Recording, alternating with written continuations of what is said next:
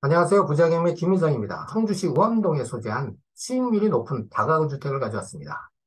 오늘의 물건은 지난 5개월 전에 방송했던 물건입니다.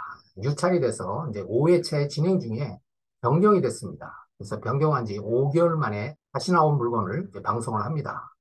그래서 입찰에 관심 있는 분들은 지난 차수에 방송했던 그 권리 분석 내용과 오늘 분석하는 내용을 참고 삼아서 입찰하시면 좀 도움이 될 거라 그렇게 판단이 됩니다.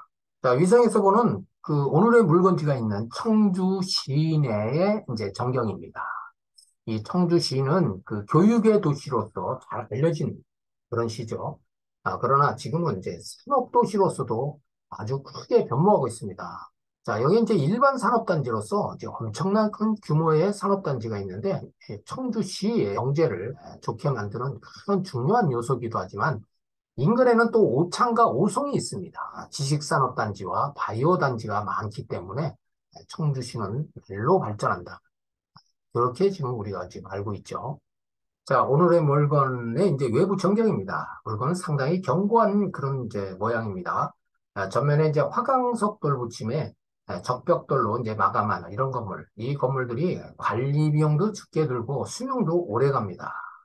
또 여기는 이제 그 도로 사정은 일반 그 주택단지의 도로와 거의 이제 유사한 6m 도로 폭을 가진 그런 도로입니다. 전면을 보니까 이제 부자 빌이라는 건물명을 가지고 있네요. 주차장 컨디션도 상당히 좋다. 이렇게 볼 수가 있습니다. 자, 건물 평면 구조도입니다. 네, 뭐 반듯한 게 구조가 잘 나왔죠. 2층에는 다가구 5가구, 3층에 5가구, 4층에 4가구, 이렇게 해서 종합 14가구 임대를 놓고 있는데, 2층, 3층이 투룸이 3가구, 원룸 2가구, 3층도 마찬가지죠. 4층은 이제 포룸이 1가구, 투룸 1가구, 원룸 2가구. 자, 이런 그 룸 구조를 가진 이런 건물들이 공실률이 적습니다. 임차인의 그 다양한 방 수요를 충족을 하기 때문에 이런 건물들이 다가구 주택에서는 큰 장점으로 수익률을 높이는 물건이다. 이렇게 보면 되겠습니다. 여기 이제 빨간 표시된 부분이 이제 확장용 발코니를 이제 표시한 그런 부분입니다. 자, 법원 경매 정보지입니다. 사건 번호는 2021-57-809 청주지방법원에서 2023년 4월 6일에 진행되는 물건입니다. 표기되어 있는 내용을 자세히 살펴보면 일단 매각 목록은 소재지가 충청북도 청주시 청구 우암동 342-10 토지로서 320.9평방미터에 97.07평. 대지 면적이 상당히 큽니다. 현 대지 위에 지상 4층 철분 콘크리트 구조로 건축한 건물로서 여기 확장형 발코니 부분을 포함해서 651.78평방미터, 197.51평, 상당히 큰 면적입니다. 다가구 주택의 최대 면적이 660평방미터에 200평인데 거의 맞먹는 정도 큰 건물입니다. 이렇게 크다는 얘기는 그만큼 수익성이 좋다. 이렇게도 우리가 이제 판단할 수가 있고요.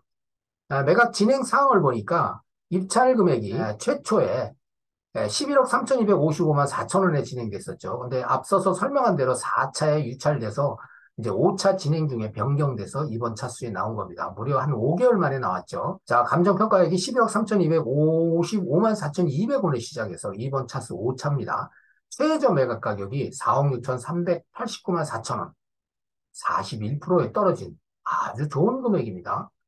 자, 건축물 관리대장을 보니까 이제 위반된 내용은 없고, 사용 승인일이 2006년 4월 28일, 한 17년 정도 됐네요. 우리가 이제 철근 콘크리트 구조의 물리적 내용 연수는 한 100년을 봅니다. 근데 이제 경제적 내용 연수는 이제 50년으로 우리 분석을 하는데, 거기에 16년, 아직도 이걸 노후한 건물이라고 볼 수 없는 그런 건물인데, 건물은 또 관리하기 나름입니다. 자, 지상 4층에 14가구가 허가를 받아서 신축을 했고, 지금 임대 중에 있는 그런 물건임을 확인을 합니다. 그리고 여기 이제 상업지역으로 이렇게 표기됐네요. 감정평가서의 내용을 보니까 2021년 11월 24일 감정한 내용인데, 다가구 주택은 아파트의 어떤 등락폭하고는 다르게 변동폭이 적습니다. 그게 이제 큰 장점이죠. 그래서 매각 목록이 토지 건물 제시의 건물에 이제 포함돼서 최초 매각된 것을 확인하고요. 여기 이제 상업지역인데, 상업지역에 평당 469만 4천 원에 평가를 했습니다. 일반 상업지역의 토지 평가 금액보다는 좀 낮다. 이렇게도 볼 수가 있네요. 자, 등기상 권리 분석을 해보겠습니다. 건물 등기하고 토지 등기부 등본상에 이제 말소되지 않는 권리를 가지고 분석합니다.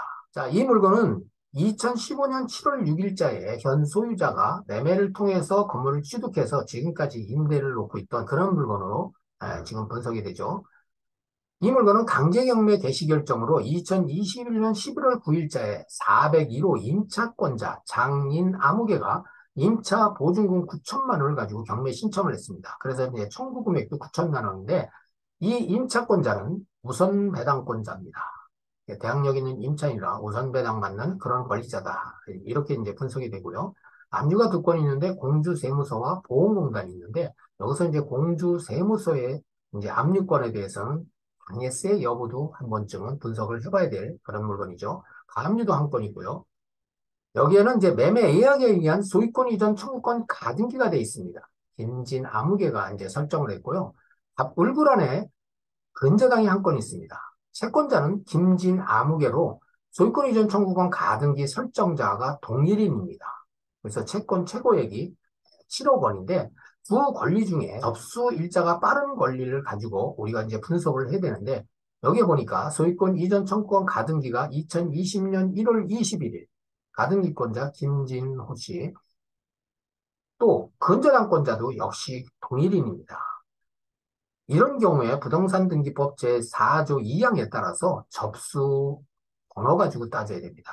근저당 설정 접수 번호가 1990호, 소유권 이전 청구권 가등기 접수 번호가 1991호. 그래서 근저당 설정일이 빨라서 이 근저당 설정일이 이제 말소기준 권리가 되는 그런 상황입니다. 자, 임차권도 4건이 설정됐고요. 이 물건은 그래서 말소기준 권리가 2022년 1월 21일자 근저당권으로서 이 말소기준 권리 소멸과 동시에 등기상에 설정되어 있는 모든 권리는 전부 소멸됩니다. 매수인이 인수하는 권리가 없다. 자, 임대차 현황을 보겠습니다. 여기 이제 표기된 임대차 현황은 매각물건 명세상의 임차인에 대해서 아주 자세하게 기술을 해놨습니다. 좀 보기가 난해할 정도로 자세하게 해놓은 내용을 가지고 간략하게 분석을 했습니다. 자, 임대차 현황에서 가장 중요한 내용은 대항력에 대한 부분입니다. 대항력이 있는지, 대항력이 있으면 그 인수 부담액이 있는지 없는지, 그 금액 정도는 얼마인지, 요 분석하는 것이 핵심입니다. 그래서 이 물건을 보니까 여기에는 이제 그 가구 수가 총 14가구죠.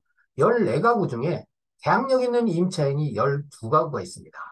그 중에서 우선 배당이 임차인 가구 수는 9가구입니다. 그래서 9가구에 대해서는 추가 부담금이 없다. 이렇게 이제 분석이 되고요. 임차인 우선 배당금 총액은 4억 8,500만 원입니다. 이번 차수 4억 6,389만 4천 원에 진행되고요. 여기에 이제 표기됐던 내용, 우선 배당 빨간 글씨로 표기한 부분이 바로 이제 그 대항력 있는 임차인으로서 우선 배당을 받는 그런 임차인들입니다. 또 204호, 205, 301호는 임대보증금 상당액을 매수인이 부담을 해야 된다. 대항력 있는 임차인 3가구입니다. 자, 그리고 여기에 이제 401호 임차권자이자 경매 신청권자가 이제 우선 배당을 받는데, 여기에는 이제 임차권 설정을 해놓고 이사를 간 그런 공실에서 박봉 아무개가 1,000만 원에 40만 원에 거주하고 있다. 이렇게 신고되어 있는 그런 상황인데, 이 임차인도 지금 권리 신고를 안 한 두 세대와 마찬가지로 대항력이 없는 그런 임차인입니다. 자, 방금 설명한 그 임차인에 대한 권리 분석을 요약을 해보겠습니다. 전입자 14명 중에 대항력 있는 임차인은 12가구임을 확인했고요. 여기서 9가구가 전액 우선 배당을 받아서 임차인이 부담이 없다. 이렇게 분석이 됐고요. 자, 204호, 205, 301호가 선순위 전입자라서 이 임차인들이 진성 임차인인 경우에는 보증금 상당액을 추가로 부담을 해야 된다. 매수인이. 그렇게 지금 이제 분석이 됩니다. 방금 확인했던 매각 물건 명세서상에 임차인들의 자세한 기록이 나와 있는데 그 중에서 중요한 내용을 살펴보면 202호 선순위 전입자 정재 아무개는 한국토지주택공사에서 선정한 임차인으로 별도의 임차인이 아니므로 추가 분담금이 없다. 이렇게 지금 분석이 되고요. 301호 임차권자 김서 아무개도 역시 이제 그 한국토지주택공사에서 선정한 임차인이지만 실질적으로 선정한 입주자는 유명 아무개입니다. 그렇기 때문에 같은 1인으로 본다. 이렇게 해서 이 임차인들은 추가로 부담하는 금액이 없는 것으로 지고 있습니다. 자, 가격도 분석해 보겠습니다. 임대보증금 대비 매수 가격을 비교를 해보니까 2008년 6월 달에서 2020년 5월 기간 중에 임차인들이 임차 보증금을 신고한 금액이 5억 800만 원입니다. 자, 미신고세 가구를 포함하니까 6억 5,080만 원에 상당하는 금액이 예상이 되는데 최저 입찰 가격은 4억 6,389만 4천 원. 이번 차수 5회 차입니다. 선순위 세가구 임차보증금 추가 부담금 예상액이 1억 3천만 원에 이제 상당할 것으로 예상됩니다. 요 3천만 원은 이제 301호에서 이제 이거 확인된 금액이고요. 여기에는 이제 임차보증금 최대치가 5천만 원입니다. 그래서 두 가구가 1억. 그래서 1억 3천만 원을 예상해보는 그런 금액이고요. 그래서 이 물건의 최저 부담 예상액은 5억 9,389만 4천 원. 최저 매각 가격의 53%대에 지금 이제 매수를 할 수 있다. 이런 이제 결론이 나옵니다. 자, 그러나 경매 시장에서 다가구 주택 상종가입니다. 얼마 전까지만 해도 매각가율이 60% 있다가 70%에서 지금 80% 이상을 낙찰가가 나오고 있습니다. 그래서 입찰 예상하시는 분들을 어떤 객관적 분석뿐만이 아니라 주관적 판단에 의해서 이 입찰 금액을 정하는 게 상당히 중요합니다. 오늘의 물건 규모와 그 면적에 비슷한 그런 거래 사례 또는 낙찰 사례, 네이버 매물도 없습니다. 요즘 다가구 주택들이 물건이 잘 안 나옵니다. 매매나 또 경매 시장에서도 그렇게 많이 나오는 편은 아닙니다. 지금까지 물건에 대한 분석과 등기상 권리 분석, 또 임차인 분석, 또 가격 분석까지 해봤습니다. 오늘 물건에 대해서 입찰을 예상하시는 분들은 한 5개월 전에 권리 분석했던 내용과 오늘 분석한 내용을 참고 삼아서 좋은 가격에 낙찰받기를 기대합니다. 여기까지입니다. 구독과 좋아요는 영상 제작에 큰 힘이 됩니다. 감사합니다.